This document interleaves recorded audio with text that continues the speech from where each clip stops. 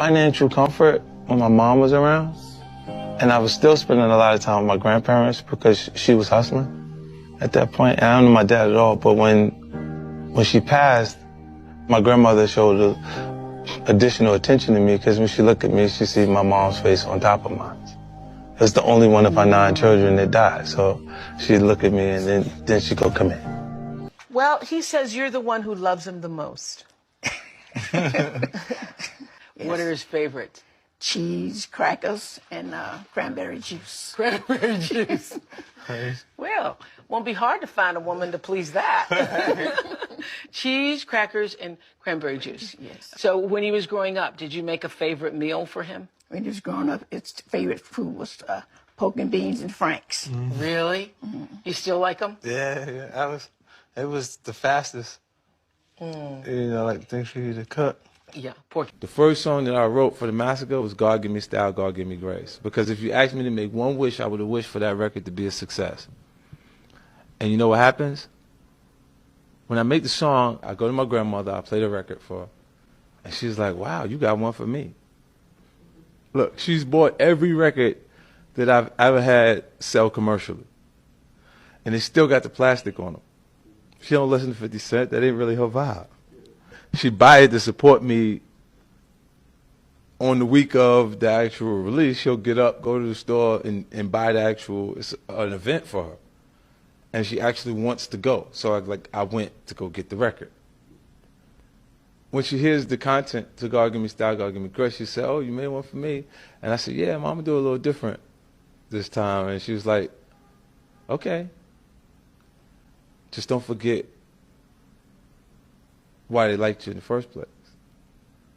My grandfather, he'll look and say, if it rattled like a snake and it slithered like a snake, is it a snake or do you need to be bit?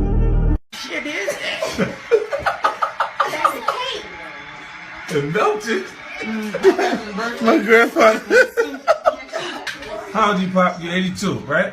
Yep. I got plenty of years left for Mackin, right?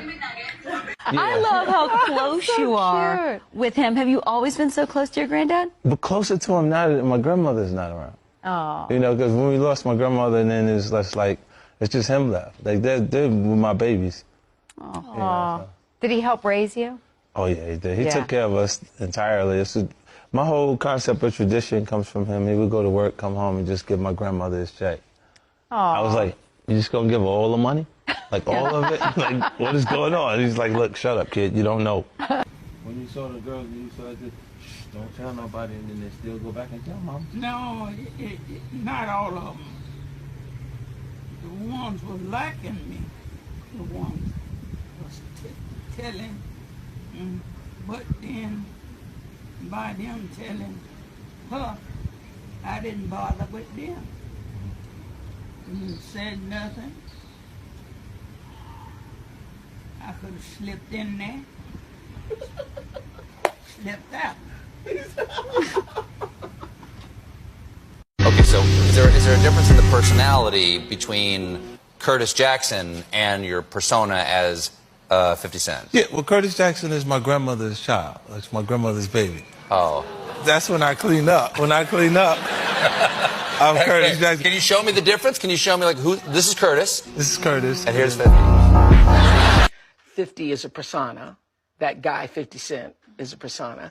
And he was telling us that you went out and bought one of his CDs one time. What did you think? What did you think when you put that thing in and started listening to it? I didn't even play it. You didn't play it? No, I just wanted to help the singer. Want to help to sing?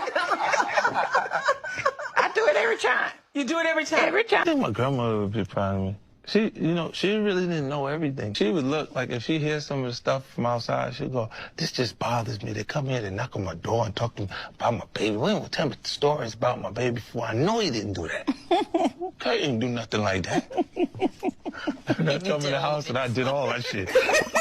I had one person in the world that I could give everything that I have to, and I'd be comfortable with it, it'd be my grandmother. Because I know before she did anything, she'd think about me. Right. You know what I mean? My granddaddy, his heart is forgiving that he'd give my money away. He'd give it to my uncles and aunts and everybody else. Everybody.